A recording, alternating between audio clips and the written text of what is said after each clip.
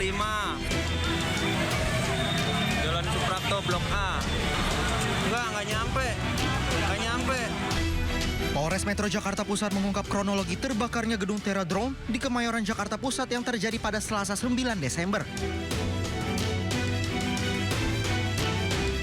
Polisi menyebut kebakaran pertama kali diketahui antara pukul 12.30 hingga pukul 12.50 waktu Indonesia Barat. Petugas juga menyebut api diduga berasal dari lantai 1 gedung yang memiliki 7 lantai itu. Penyebab kebakaran diduga berasal dari ledakan baterai drone. Kebakaran sempat dipadamkan oleh salah satu karyawan namun tidak berhasil. Pukul 12.50 waktu Indonesia Barat, petugas yang tiba di lokasi langsung melakukan penanganan awal. Sebanyak 28 unit mobil pemadam kebakaran dan 101 personel dikerahkan ke lokasi. Sekitar pukul 15.00 waktu Indonesia Barat, api berhasil dipadamkan namun proses penyisiran korban masih terus berlangsung. Setelah api berhasil dikuasai, petugas kemudian mengevakuasi korban tewas dari bangunan yang terbakar. Hingga pukul 16.50 waktu Indonesia Barat, polisi mengonfirmasi korban meninggal sebanyak 22 orang, di mana 7 diantaranya laki-laki dan 15 lainnya perempuan termasuk 1 ibu hamil. Saat ini polisi masih menyelidiki kemungkinan adanya unsur kelalaian dalam kebakaran yang menghanguskan gedung Teradrone. Seorang pekerja tambang batu kapur di Tuban, Jawa Timur terperosok hingga nyaris terjun ke jurang. Korban berhasil diselamatkan 2 rekannya. Sementara itu polisi menutup sejumlah lokasi tambang ilegal di Bangkalan, Jawa Timur karena diduga merusak lingkungan.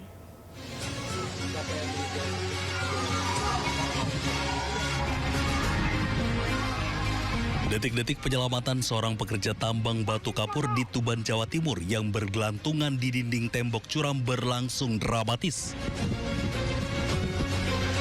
2 rekan korban berupaya mengevakuasi dengan alat bantuan yang muncul dari atas tebing.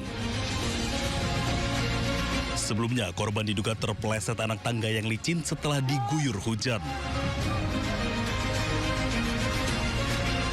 Korban kemudian berhasil dievakuasi dengan selamat menggunakan alat bantuan.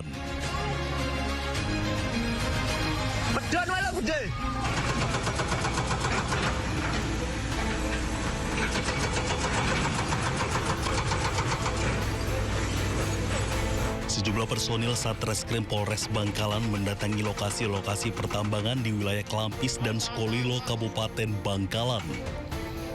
Dari 2 lokasi tambang ilegal ini, Polres Bangkalan mengamankan 2 tersangka yang merupakan pemilik serta pengusaha pertambangan ilegal. Polisi juga turut mengamankan sejumlah alat berat dari lokasi, yakni 3 eskavator serta 6 kendaraan dump truck. Dari hasil penertiban tambang ilegal ini, Polres Bangkalan melakukan penutupan 9 lokasi tambang ilegal. Selain dikeluhkan warga setempat karena merusak alam dan lingkungan sekitar, lokasi-lokasi tambang tersebut diketahui tak memiliki surat izin resmi. Penangkapan terhadap 2 tersangka, 2 TKP, di 1 TKP masing-masing 1 tersangka sudah kita tetapkan sebagai tersangka. Selanjutnya kami juga melakukan pelarangan atau penutupan terhadap beberapa lokasi yang diduga dilakukan penambangan. Kedua tersangka dijerat dengan Undang-Undang Pertambangan Mineral dan Batubara dengan ancaman 5 tahun penjara. Dari Bangkalan, Madura, Jawa Timur, Taufik Syarawi, iNews melaporkan. Kita beralih ke informasi lain, pemirsa. Komisi Pemberantasan Korupsi menangkap Bupati Lampung Tengah Ardhito Wijaya dalam operasi tangkap tangan. Selamat malam, Pak Bupati. Ardhito ditangkap oleh KPK di daerah Lampung Tengah, Lampung.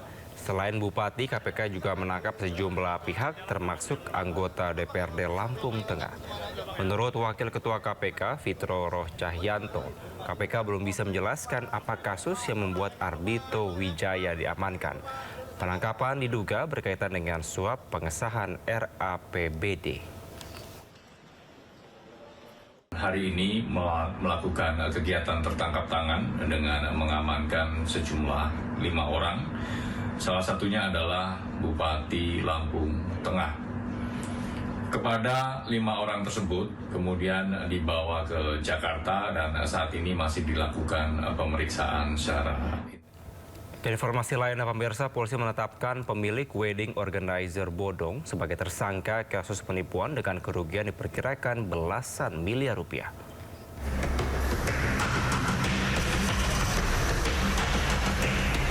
Polisi menetapkan sedikitnya 2 tersangka dalam kasus penipuan wedding organizer PT Ayu Lestari Sejahtera.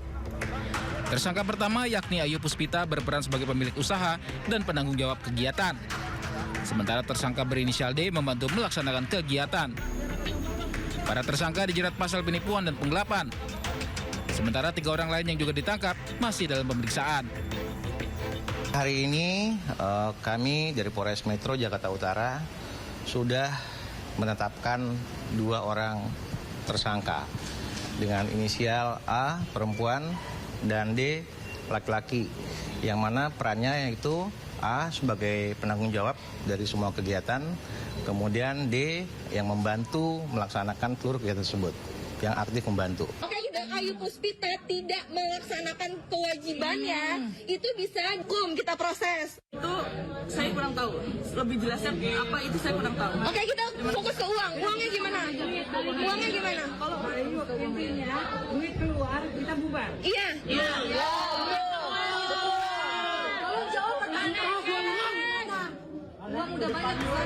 Sebelumnya, ratusan orang korban wedding organizer bodong tersebut menggerebek rumah pemilik WO di kawasan Cipayung, Jakarta Timur. Saat diinterogasi oleh korban, pemilik WO berbelit-belit dalam memberikan keterangan. Petugas kepolisian yang tiba di lokasi berupaya meredam amarah massa agar tidak terjadi aksi anarkis. Kasus penipuan wedding organizer ini terkuak setelah beredar viral video acara pernikahan di sebuah gedung di Jakarta tanpa makanan karena pihak wedding organizer Ayu Puspita mangkir. Dari Jakarta, tim liputan iNews melaporkan. Sementara itu, puluhan penyedia jasa tata rias wedding organizer Ayu Puspita juga melaporkan penipuan ke Polres Metro Jakarta Utara. 14 tagihan acara pernikahan senilai 33 juta rupiah belum dibayarkan.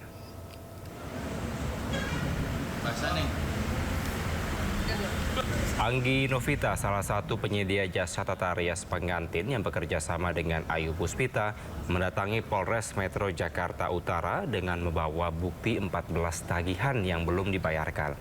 Dirinya mengaku susah menagih karena banyak karyawan wedding organizer Ayu Puspita tidak bisa dihubungi dan juga lepas tanggung jawab. Saat ini pemirsa, polisi telah menetapkan 2 tersangka, diantaranya Ayu Puspita sebagai pemilik wedding organizer dan juga pegawainya berinisial D. Keduanya terancam pasal tentang penipuan dan penggelapan.